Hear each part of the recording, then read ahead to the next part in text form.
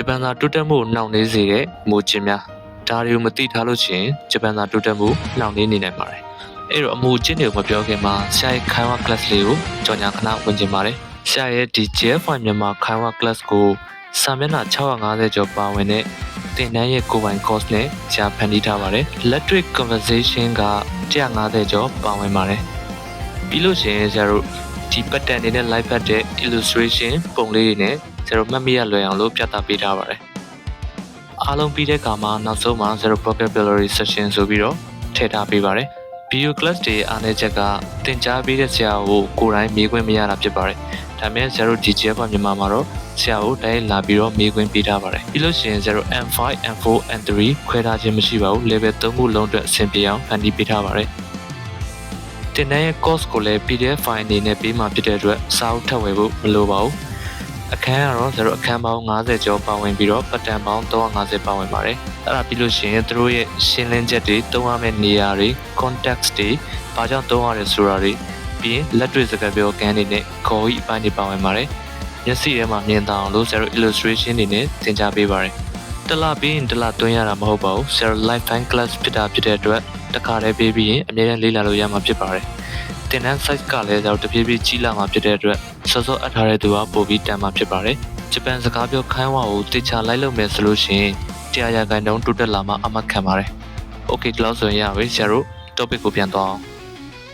ဂျပန်သာတိုးတက်မှုနှောင့်နှေးစေတဲ့အမူခြင်းနံပါတ်1ဘာလဲဆိုလို့ရှိရင်ဆရာတို့တထိုင်နဲ့စာကိုအကြာကြီးလောက်တာဖြစ်ပါတယ်ဆရာတို့ရဲ့အုံနောက်ကအာယုံစူးစိုက်မှု45မိနစ်ကနေမိနစ်60လောက်ပဲထိန်းနိုင်ပါတယ်အဲ့ဒီတက်ကြော်လာပြီဆိုလို့ရှိရင်ဆရာတို့တင်ယူမှုကတိတရာကျဆင်းသွားတတ်ပါတယ်အဲ့တော့25မိနစ်သို့မဟုတ်မိနစ်90လောက်စာလုပ်ပြီးလို့ရှိရင်5မိနစ်10မိနစ်လောက်အနားယူတင်ပါတယ်အနားယူတဲ့အခါမှာဆရာတို့စာကြည့်စပွဲကနေထားပြီးတော့လမ်းလျှောက်တာပဲဖြစ်ဖြစ်ခြေတောက်တာပဲဖြစ်ပေါ့နော်အဲ့လိုမျိုးတစ်ခုခုလုပ်တင်ပါတယ်โอเคရမယ်နော်အဲ့ဆိုနံပါတ်2ကဘာလဲဆိုရင်ဆရာတို့စာမလုပ်ခင်မှာဖုန်းကြည့်ခြင်းဖြစ်ပါတယ်အဲ့တော့ဆရာတို့ဖုန်းကနေလာတဲ့သတင်းတွေအတိပေးချက်တွေ notification တွေဟုတ်ပြီနော်အဲ့ဒါတွေကဆရာတို့အာရုံစူးစိုက်မှုကို focus ကိုဆုပ်ယူသွားပြီးတော့စာကိုနက်နက်ရှိုင်းရှိုင်းလေ့လာနိုင်စွမ်းကိုထိခိုက်စေပါတယ်အဲ့တော့စာစားလုပ်ချိန်မိနစ်30အတွင်းကိုဖုန်းနဲ့အဝေးဆုံးမှာနေသင့်ပါတယ်ပြီးရင် notification တွေပိတ်ထားပါစာလွဲပြီးတခြားဘာမှမကြည့်ပါနဲ့ဥပမာအပြင်ဆရာတို့ TikTok, Facebook, YouTube ဘာမှမကြည့်ဘဲနဲ့ဖုန်းကိုပိတ်ထားပါ Okayနံပါတ်3ကဆရာတို့ဘာလဲဆိုရင်တွေ့သမျှ note တွေကိုရှောက်မှတ်ခြင်းဖြစ်ပါတယ်မလိုအပ်တဲ့ချက်လက်တွေကိုအများကြီးမှတ်မိနေလို့ရှိရင်ဆရာတို့အဓိကကျတဲ့ချက်လက်တွေကိုရှာရခက်ပြီးတော့ရှုပ်ထွေးသွားစေနိုင်ပါတယ်အဲ့တော့ကိုစာတင်တဲ့ဆရာစီကပဲ note ကိုမှတ်ပါအဲ့ note ကိုပဲကြည့်အောင်လုပ်ပါအဲ့ဒါနဲ့တင်လုံလောက်ပါတယ် Okay ရမယ်နော်အဲ့ဆိုရင်နံပါတ်4ကိုတွားရအောင်ဆရာတို့နံပါတ်4ကခန်းကြီးမှာ stroke aura တွေကိုအရန်အာရုံစိုက်မိနေတာဖြစ်ပါတယ် stroke aura ဆိုတာဆရာတို့အရန်ရေးကြီးတဲ့ဆိုတာမှန်ပေမဲ့ခန်းကြီးတစ်လုံးရဲ့အတိတ်ပဲအတန်တွက်နဲ့အသုံးပြုပုံပို့ပြီးတော့အရေးကြီးပါတယ်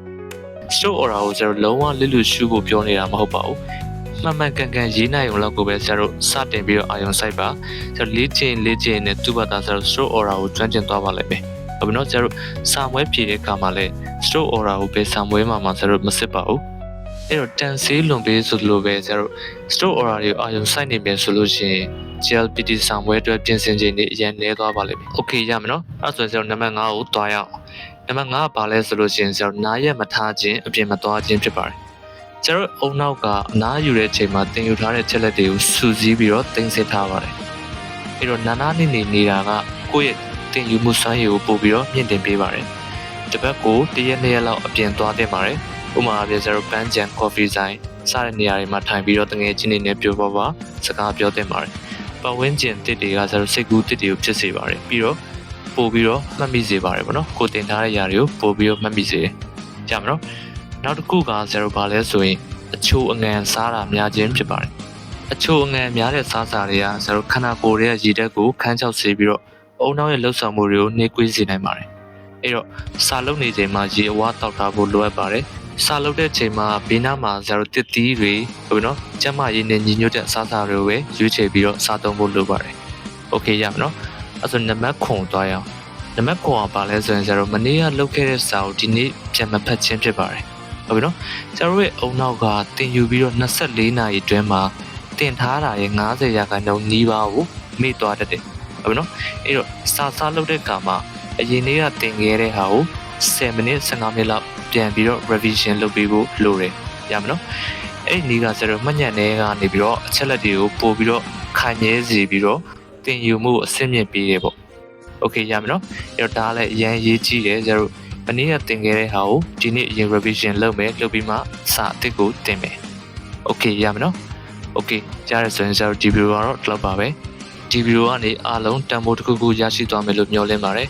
အားလုံးကိုကျေးဇူးတင်ပါတယ်တကယ်လို့ဆရာရဲ့ Canva class ကိုတက်ချင်တယ်ဆိုလို့ရှိရင်ကျတို့ Facebook page ကနေပြီးတော့လာရောက်အနံ့နိုင်ပါတယ်အားလုံးကိုကျေးဇူးတင်ပါတယ်